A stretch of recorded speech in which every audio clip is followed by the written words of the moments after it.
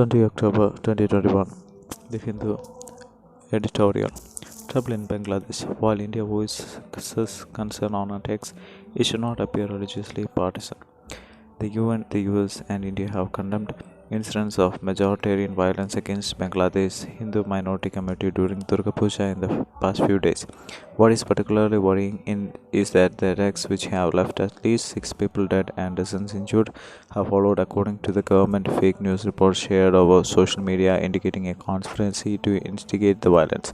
The mob violence appears to have begun in Komila in Chittagong district, where an image allegedly showing disrespect to the Quran was circulated and resulted in several major mob attacks on Hindu temples and homes belonging to the minority community. The Narendra Modi government, which has sought to preserve good relations with Bangladesh Sheikh Hasina government, has also praised the authorities for moving quickly to take control of the situation. According to the police, more than 450 people have been arrested over the past week of violence and more than 70 cases filed in different parts of Bangladesh. Prime Minister Hasina has promised strict action and sought to reassure minorities during an address via video conference to Hindu devotees at the Bagdakeshwari National Temple. In a message for New Delhi, she also said that Bangladesh's big neighbor must be sensitive to the situation and alluding to violence against minorities in India, as that nothing is done there in India that affects our country, Bangladesh. The Indian High Commission in Dhaka, which was in touch with the law and order officials at the center, also stepped in to meet with members of the Bangladeshi Hindu community, including representatives from the ISKCON group that was attacked. The ISKCON headquarters in West Bengal, as well as BJP leaders, also called on Mr. Modi to personally intervene. Given the seriousness of the attacks and the fear that has gripped the Hindu minority in Bangladesh, the international and Indian concern is not surprising. However, New Delhi will have to act cautiously in light of all the various links between India and Bangladesh.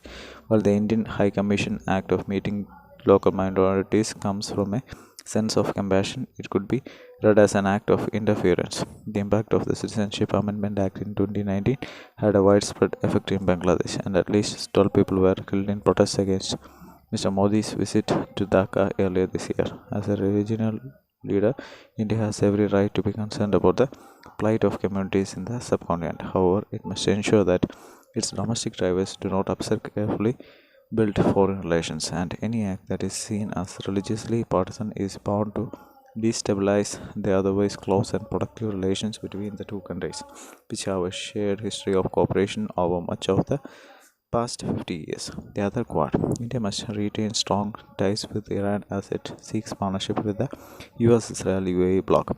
The virtual meet of the foreign ministers of India, the US, Israel, and the UAE is a strong manifestation of the changes in West Asian geopolitics. If Israel and the UAE did not even have formal diplomatic relations a year ago, their growing economic and strategic cooperation is opening up opportunities for other powers, including India.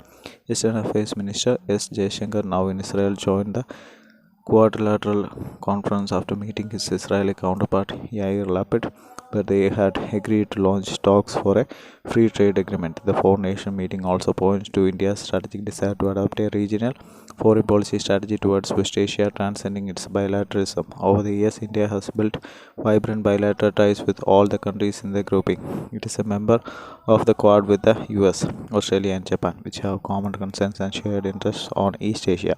Israel is one of India's top defense suppliers. The UAE is vital for India's energy security. The Gulf country, which hosts millions of Indian workers, has also shown interest to mediate between India and Pakistan. In the past, there were three pillars to India's West Asia policy: the Sunni Gulf monarchies, Israel, and Iran. Now that the Gulf between the Sunni kingdoms and Israel is being narrowed, especially after the Abraham Accords, the normalization agreements signed between Israel and the UAE and Bahrain under the tutelage of the Trump administration, India faces fewer challenges to a regionalist approach. Mr. Jaishankar has hinted that there would be more meetings among the four countries. While it is too early to speak of the strategic significance of such a grouping, there are areas where it can deepen its engagement: trade, energy ties, fighting climate change, and enhancing maritime security. But India should also be mindful of the challenges in the region.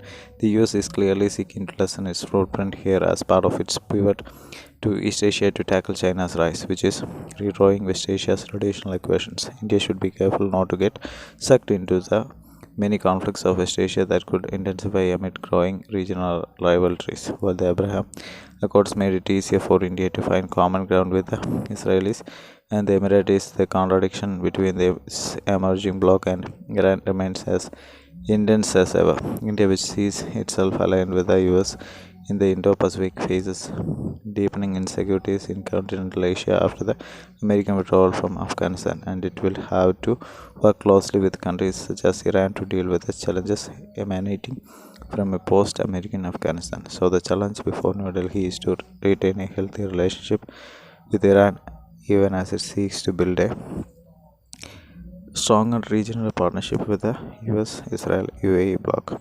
Thank you.